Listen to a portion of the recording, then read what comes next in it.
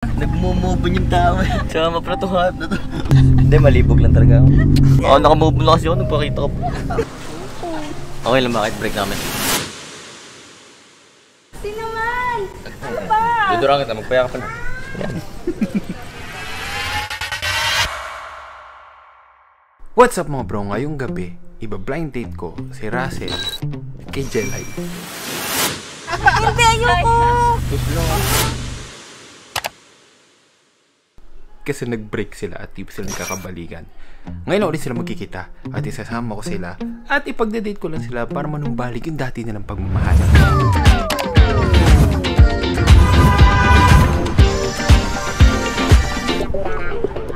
May friend kasi ako. May friend na kasi ako.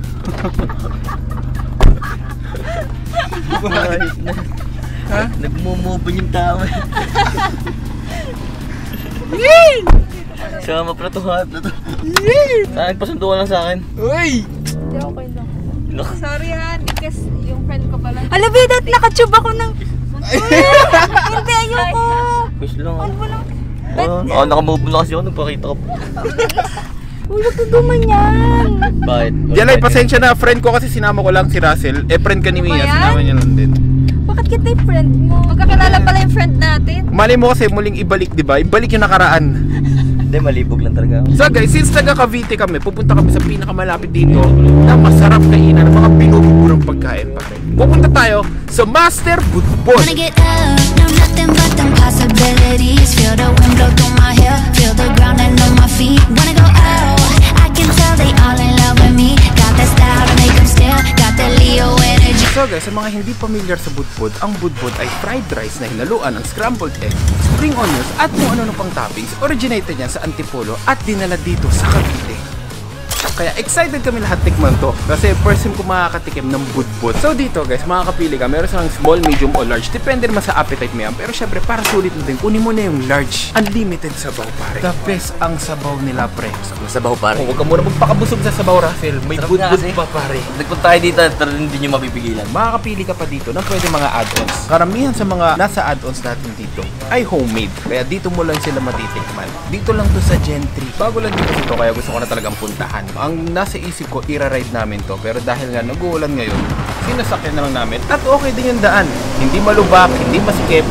May parking pa. At bukod sa budbod, meron din sila dito mga silog meals. O kung mahilig ka naman mag-inom, pare, meron din sila dito Master Pulutan. Sweet and sour pork. Oh my gosh. Kailangan natin matikman yun. At kung wala ka namang cash bro, tumatanggap din sila dito ng Gcash. Kaya di ka na mahihirapan kung hating gabi na at wala kang mahanapang ATM bro. Tapos ang open niya 4 PM to 12 midnight. At syempre pare, ito yung perfect dating spot. Kaya dito namin dinala yung dalawa para magkabalikan na sila pare. Sa pamamagitan ng budbod.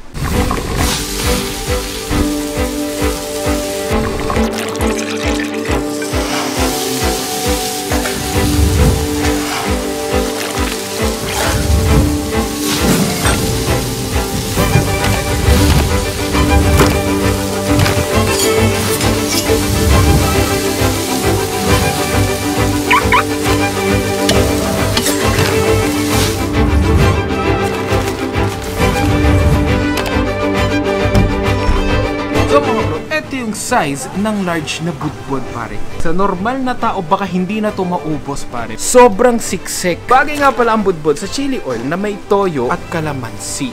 Must try talaga to mga bro. First bite natin sa first budbod natin pare.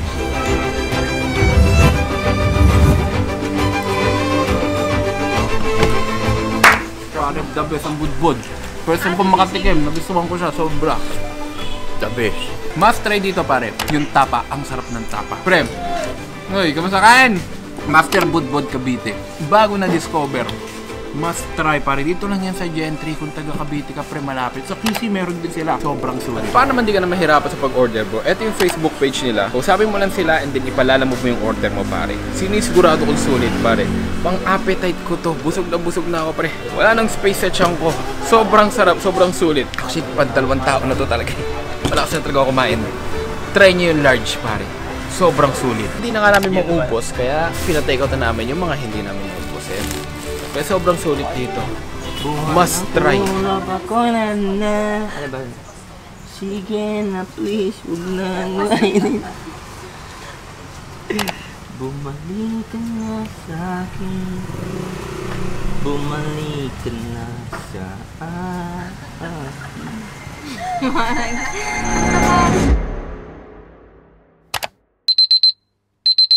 Good morning mga bro! Ngayon nga pala yung araw ng anniversary ng Ninja Philippines. Pupunta tayo ngayon doon pero may team. Brief ko yun. Naka 90s gangsta. Kasi hindi tayo naging gangsta sa buhay natin kaya hindi ko alam kung ano ba dapat ang forma natin doon. Halika na't pasukin natin ang mundo ng laro. May kosa mas matindi pa sa mga dila na hindi na nagbabago ng tumbok. Actually, hindi ko alam kung ito yung 90s gangsta. Basta ako naglagay ng ano. Tara, late na tayo! Let's go! Matanaw at Several groups protested the whole day today in the lead up to the scheduled massive rally Sunday, October 21st. Tao po, nandiyan po ba kayo sa loob ng...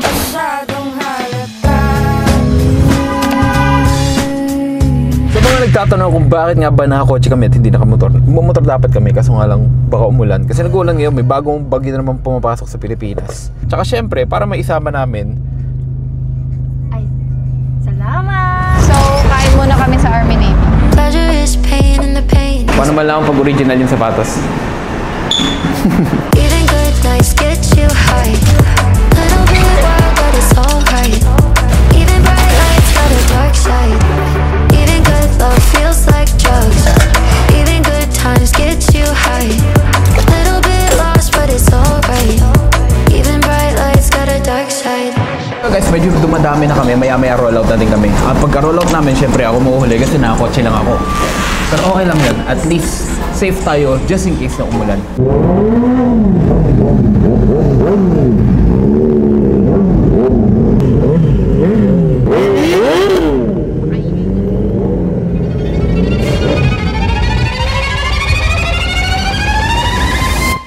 So mga bro, dito na kami sa Laguna.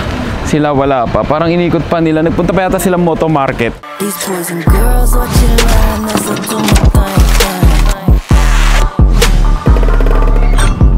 Tell them classes in session, 종이 울려 땡땡.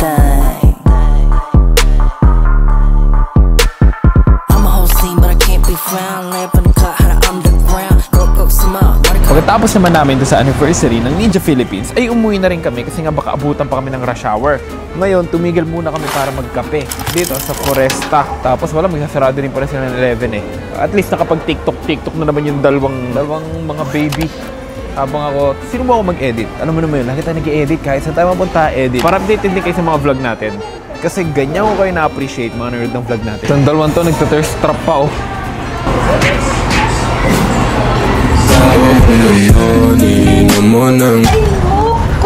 Uy, yung problema ba sa inyo? Kung may bahay ako ganyan, di ka laking pinto pa ko. Sabi ko, tama na, pero umirit ka pa naman ng isa. Tapos niya, ano ba, kape ba nagpapalasing sa inyong dalawa? Dyan sa boyfriend mo, ako. Kailan kape na tayo? Okay, 1, 2, 3, go. Sabi ko, tama na siya rin. Ay tayo sa inyong dalawa. Kita nyo gano'ng kahirap i-babysit nitong dalawang to. Daig pala singgero na to pag nakakainom ng kape eh, naha-hyper. In the city, we used to drive a Yukon. Parking lot in Tucson. So mga bro, dito ulit kami sa Vandam Cares. Vandam ang nag-aalaga sa ngipin namin. Dito lang to sa may QC, kaya kung gusto nyo rin, eto lang ang Vandam. Subok na. Ang ganda tuloy ng ngiti ni Mia ngayon lalo. So habang naghihintay kay Mia, kakain muna tayo sa katabi nitong coffee shop. At dito na rin muna ako mag-e-edit habang naghihintay kay Mia. Oh, tapos ka na. Kamusta ang ngipin mo? Tingin? Ganda!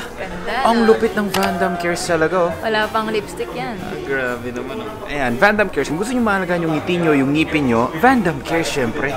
Guys, dito lang yan sa, meron silang branch sa Malate, tsaka dito sa QC. So kung ano yung mas malapit sa inyo, puntahan nyo. Lalo ko na in love dito. Babakura na kita ha. Uy. Anong uy?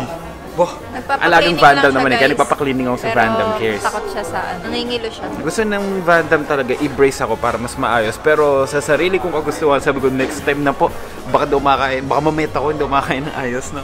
Okay, Pero yung big shoutout, sobrang bait ng dentista sa Vandam Cares at talagang inaalagaan yung ngipin mo, nire-remind pa kung paano yung dapat gawin, and yung appointment syempre, weekly.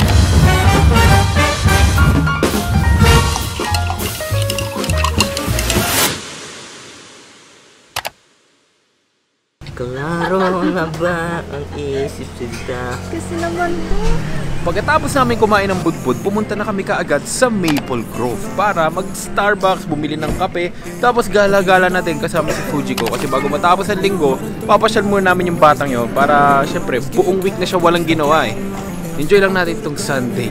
Sunday is family day. Di ba madalas ako nagagawa ng mga love story ng mga magtotropang couple nung wala kayo ni Jelay? Okay lang bakit break namin? Break na ba kayo? Tunay? Tunay. Weh? Break namin yan. Ako siya, gagawin ko pa sana sila love story. Guys, comment down below kung gusto nyo na magawa tayo ng love story ng Jessel. May halong kilig naman. Friends! Ayaw ko finish that. Yun! Asti naman! Ano ba? Dudurang kita, magpaya ka pa na. Pero biro mga bro, kung gusto nyo makita yung love story na gagawin natin sa Jessel, comment down below. Pero bago yun bro, napanood nyo na ba to?